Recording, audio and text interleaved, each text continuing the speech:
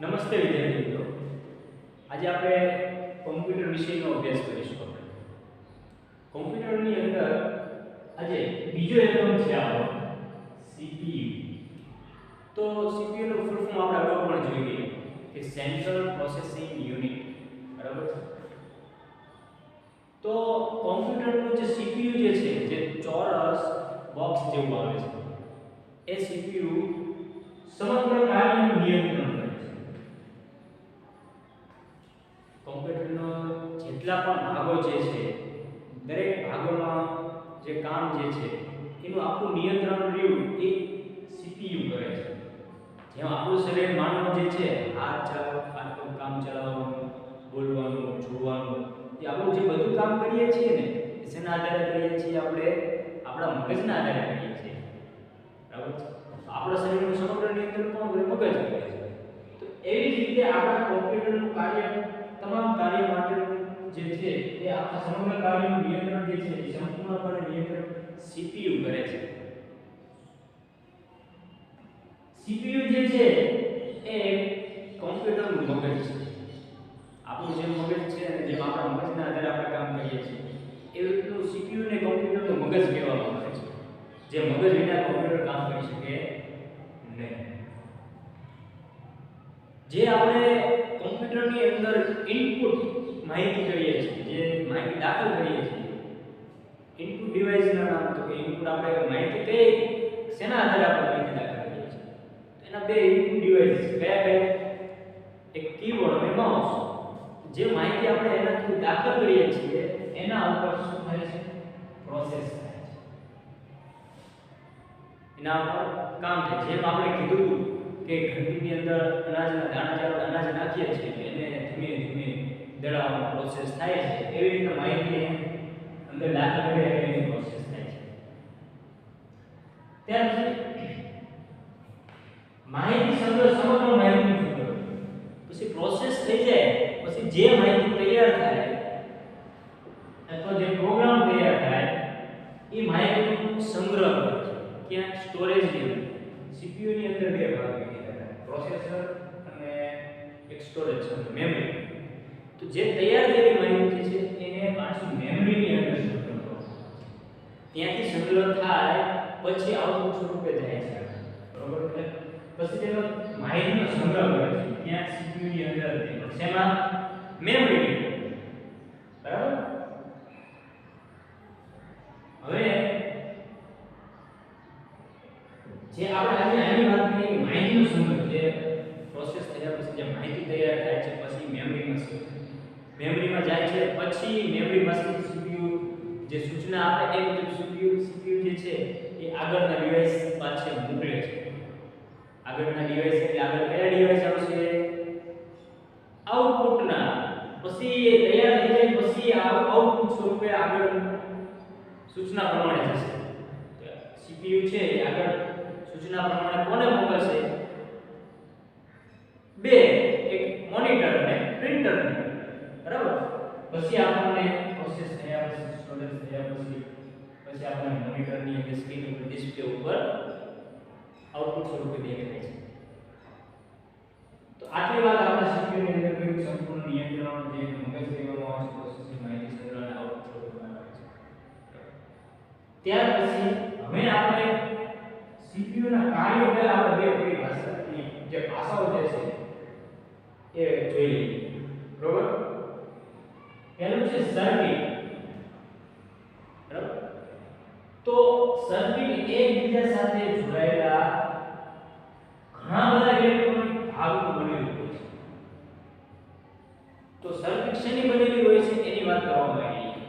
કોમ્પ્યુટરની અંદર સર્કિટ આવે, ચિપ્સ આવે સીપીયુ ની અંદર, બરાબર.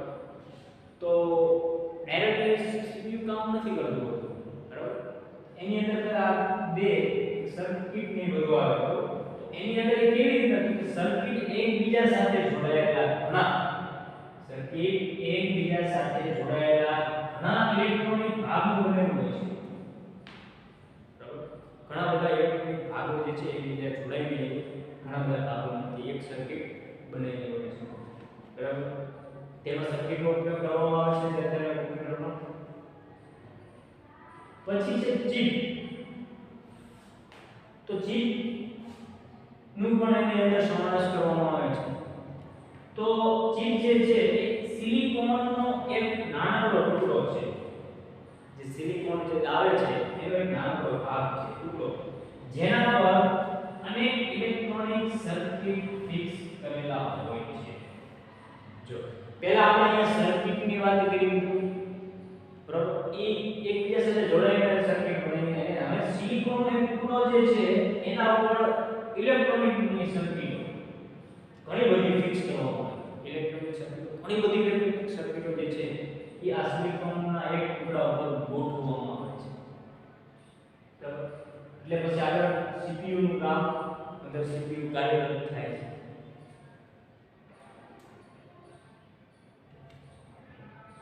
તો CPU નક્કી કરે છે આપણે કંઈ પણ ખાવું હોય તો આપણે શું કરીએ? પહેલા હું સવારે ઉઠીશ, બ્રશ કરીશ, મોઢું ધોઈશ, સ્નાન કરી, દીવાબત્તી કરી, પગે લાગી અને પછી હું જમવા બેસીશ. આપણે એવું નક્કી કરીએ સવારે, નક્કી કરીએ ને? હા, તો CPU પણ એવી રીતના જ કંઈક નક્કી કરે છે. જે ઇનપુટ થયેલી માહિતી દાખલ કરેલી હોય એ ડાયરેક્ટ જ એના ઉપર કાર્ય નથી થતું, પ્રોસેસ નથી થતું. તો જે માહિતી આપણે અંદર દાખલ કરી, ઇનપુટ કરેલી છે એમાં CPU નક્કી કરે છે. શું નક્કી કરે? કે શું કરવાનું, જે માહિતી આવી છે એને શું કરવાનું, એ માહિતીને કઈ રીતે કરવાનું છે કામ, કયો યુનિટ કાર્ય કરશે. જ્યાં માહિતી આવી છે યુનિટમાં મેમરી સ્ટોરેજ પ્રોસેસિંગ ની અંદર યુનિટ કયો યુનિટ કામ કરશે, કાર્ય માટે સંદેશ. પછી જેને કામ સોંપવાનું હોય એને સંદેશ મોકલે, ભાઈ આ તું કામ કર, આ તારા લાયક, આ તારા લાયક, તારા. એ CPU નક્કી કરશે. ત્યાં આગળ સંદેશો મોકલશે કે આ તારે આમ કરવું, જે સૂચના મળી આમ આઉટપુટ સ્વરૂપની સૂચના મળી હોય તો આઉટપુટ સ્વરૂપમાં મોનિટરને સૂચના આપશે. બરાબર, છાપ કામ કરવાનું હોય તો એ સીધી પ્રિન્ટરને સૂચના આપશે કે ભાઈ આલે, એને પ્રિન્ટરને સંદેશો આપશે કે ભાઈ આલે તો આને છાપ કરવાનું. બરાબર, એ CPU નો ત્યાર પછી પ્રોસેસિંગ બાદ માહિતી દે. આ બધી શું કરવાનું છે, કઈ રીતે કરવાનું છે, કયો યુનિટને કામ સોંપવાનું છે, કયો યુનિટ કામ કરી શકશે, એ બધે નક્કી કરીને છેલ્લે સંદેશો આપશે કે હા આ આપણે છાપ કામ જે છે એ પ્રિન્ટરને આપવાનું છે. પછી એને સંદેશો મોકલશે. જે પછી માહિતી તૈયાર થઈ જાય, કોઈ પણ માહિતી જે સૂચના પ્રમાણે માહિતી તૈયાર કરશે, પછી આખી માહિતી તૈયાર થાય પછી એને આઉટપુટ સ્વરૂપ થશે. ક્યાં? તરત મોનિટરની અંદર બતાવશે. મોનિટર જે છે આપણું ટીવી જેવું, બરાબર, એની ડિસ્પ્લે ઉપર આખી તૈયાર થયેલી માહિતી બતાવશે. પછી જો આપણે એમાંથી માહિતીની જરૂર હોય અને પ્રિન્ટ કાઢવાની થાય તો એ પ્રિન્ટ જે છે એ આગળ CPU જે છે એ પ્રિન્ટરને સંદેશો મોકલશે કે ભાઈ તો આની પ્રિન્ટ કાઢ. પછી એ સંદેશા પ્રમાણે આ તૈયાર માહિતી પછી પ્રિન્ટમાં થશે અને આઉટપુટ વર્ષ દર્શાવે છે. બરાબર, બધા ઇલેક્ટ્રોનિક યુનિટનું નિયંત્રણ કરે છે. જેટલા પણ ઇલેક્ટ્રોનિક યુનિટ જે વપરાય છે કમ્પ્યુટર, બધા જ કામ કોણ કરે છે? CPU કરે છે. CPU ની અંદર બધા યુનિટનો કનેક્ટ કરવામાં આવે છે. બધા ભાગો જે છે એને વાયર દ્વારા કનેક્ટ કરવામાં આવે છે. ભાગો કયા કયા?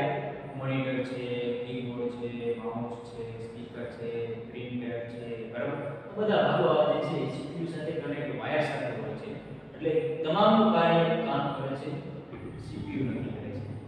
બરાબર, ત્યાર પછીનો આનો નવો મુદ્દો આપણે આગળ શીખીશું.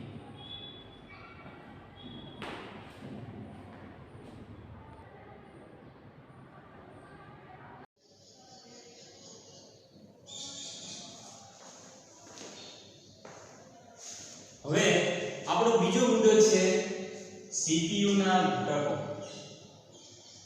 આટલી ચર્ચા કર્યા બાદ હવે આપણે CPU ના ઘટકો વિશે ચર્ચા કરીશું, એનો અભ્યાસ કરીશું. બરાબર, તો CPU ના ત્રણ ઘટકો છે. કેટલા? ત્રણ ઘટકો. પહેલું છે કંટ્રોલ યુનિટ એટલે કે CU. બીજું છે એરિથમેટિક એન્ડ લોજિક યુનિટ, એટલે કે ALU. ALU એટલે કે એરિથમેટિક એન્ડ લોજિક યુનિટ. અને ત્રીજો આપણો ઘટક છે મેમરી. બરાબર. તો ત્રણેય ઘટકો આપણે અહીંયા તમે જોઈ શકો છો આકૃતિ દોરેલી છે એના આધારે આપણે સમજવાનું છે. તો કંટ્રોલ યુનિટ એટલે કે CU. CU એટલે કે કંટ્રોલ યુનિટ. એનો ફૂલ ફોર્મ આપણે થાય છે U નું કંટ્રોલ યુનિટ. બરાબર. કંટ્રોલ યુનિટ જે છે એ કમ્પ્યુટરની અંદરની બધી જ પ્રક્રિયા જે છે, જે પ્રક્રિયા થાય છે એનું સંચાલન કરે છે. બરાબર છે. એને અંદર મેમરીનો સંગ્રહ જે થાય છે એનું પણ સંચાલન, નિયંત્રણ કંટ્રોલ યુનિટ કરે છે. વિદ્યાર્થી મિત્રો, કંટ્રોલ યુનિટ જે છે શેનું નિયંત્રણ કરે છે? અંદરના મેમરીનો સંગ્રહનું નિયંત્રણ કરે છે. માહિતીની દરેક પ્રક્રિયા જે છે એનું સંચાલન પણ કોણ કરે છે? કંટ્રોલ યુનિટ કરે છે. બરાબર. હવે આપણે ત્રણેય ઘટકો જે છે એને આ આકૃતિ દ્વારા આપણે સમજીશું. જે ઇનપુટ માટેના સાધનો જે છે, બરાબર, તો જે કંટ્રોલ યુનિટ જે છે એટલે કે CU એ ઇનપુટ માટેના જે સાધનો છે એને પાસેથી માહિતી મેળવશે. ઇનપુટ માટેના સાધનો કયા છે? બે. કયા? કીબોર્ડ અને માઉસ.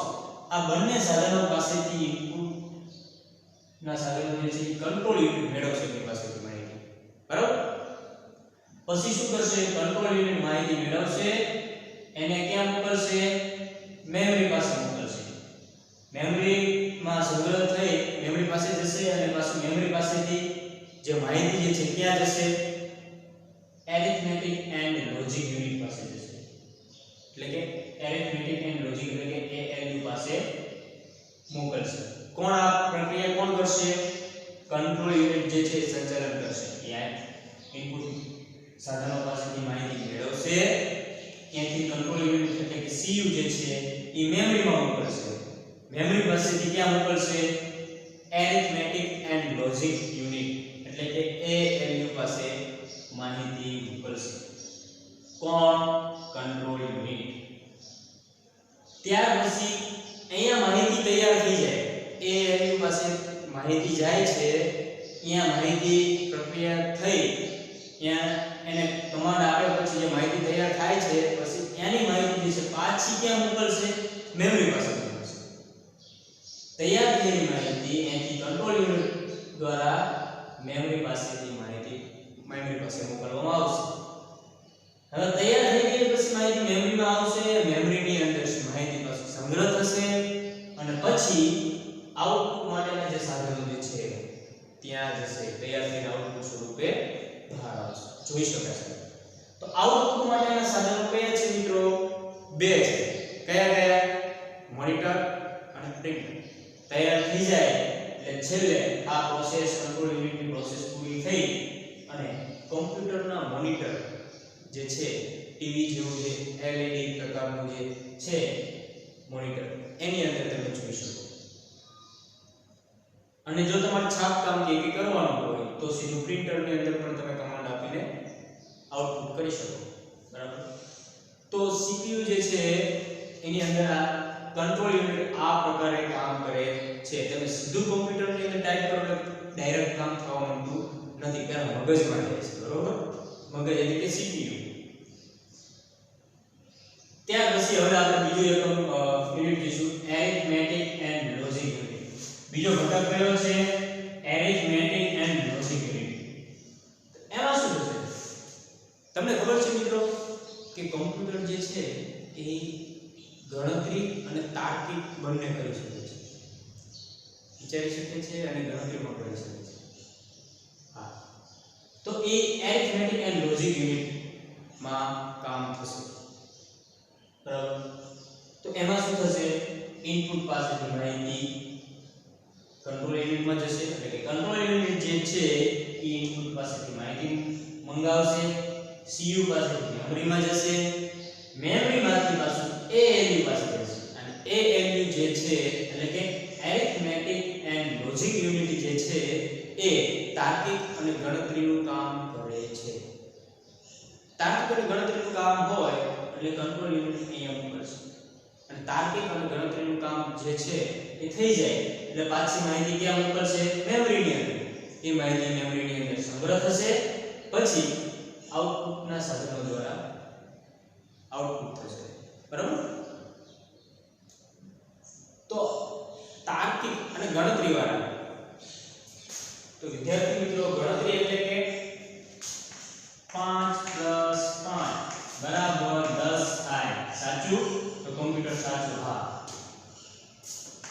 5 + 5 બરાબર 8 થાય સાચું ના ખોટું તો આ કામ કમ્પ્યુટરમાં એ કરે છે સાચું ખોટું વિચારશે બરાબર તાર્કિક કરી શકશે સરખામણી કરી શકશે ગુણાકાર હોય તો કે 8 × 2 બરાબર 16 આપણે કમ્પ્યુટરની અંદર ગુણાકારની નિશાનીમાં જે આવી નિશાની જે છે એ થાય છે ફૂદડી કહીએ આપણે બરાબર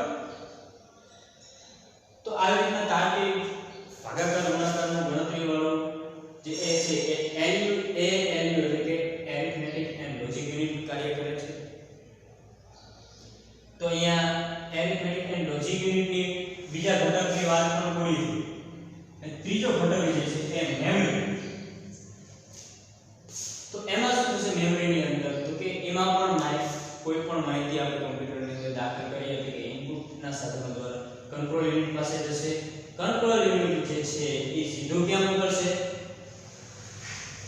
મેમરીની એ મેમરીની અંદર સંગ્રહ થઈ અને પછી પાછું સીધું ALU પાસે મોકલશે એરિથમેટિક એન્ડ લોજિક યુનિટ એમાં પ્રોસેસ થઈ માહિતી છેલ્લે તૈયાર થશે માહિતી કમ્પ્લીટ તૈયાર થઈ જાય એટલે આઉટપુટ સીધું નહીં કરે આઉટપુટ થયા પહેલા સીધું પાછી માહિતી બીજી વખત ક્યાં મોકલશે મેમરીમાં અને એ મેમરીમાં માહિતી સંગ્રહ થઈ જાય પછી કંટ્રોલ યુનિટ જે છે એ આઉટપુટના સાધનોમાં મોકલે છે બરાબર છે તો મેમરીની અંદર આ બધી માહિતી સંગ્રહ કરે છે તો વિદ્યાર્થી મિત્રો આપણે CPU ની અંદર એના CPU ના ત્રણ ઘટકો જોયા ત્રણ ઘટકો આપણે કંટ્રોલ યુનિટ છે એટલે CU arithmetic and logic unit છે ALU અને ત્રીજું છે મેમરી ત્રણેય ઘટકો આપણે આવી રીતના પ્રકૃતિ દ્વારા પ્રોસેસ થાય છે બરાબર છે ત્યાર પછી આગળ અહીંયા આપણો એકમ બીજો એકમ જે છે CPU એ પૂરો થાય છે ત્યાર પછી હવે આપણે જોઈશું એનું સ્વાધ્યાય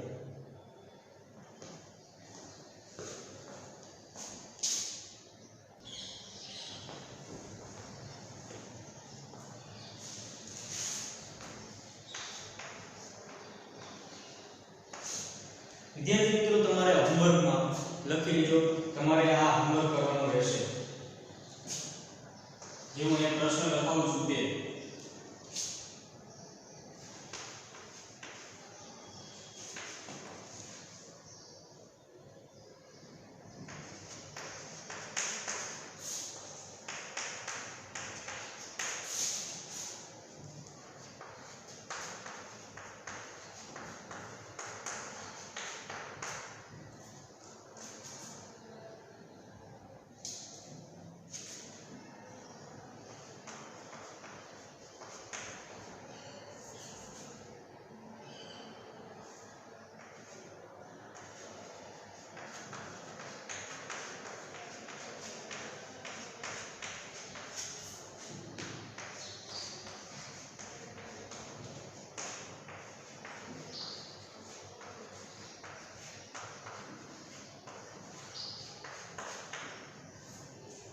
તમારા હોમવર્કની અંદર વિદ્યાર્થી મિત્રો CPU ના ઘટકો કેટલા અને કયા કયા તેની આકૃતિ દોરી વિગતે સમજૂતી આપો બરાબર છે વિગતે સમજૂતી આપો આ તમારા હોમવર્કની અંદર લખવાનું રહેશે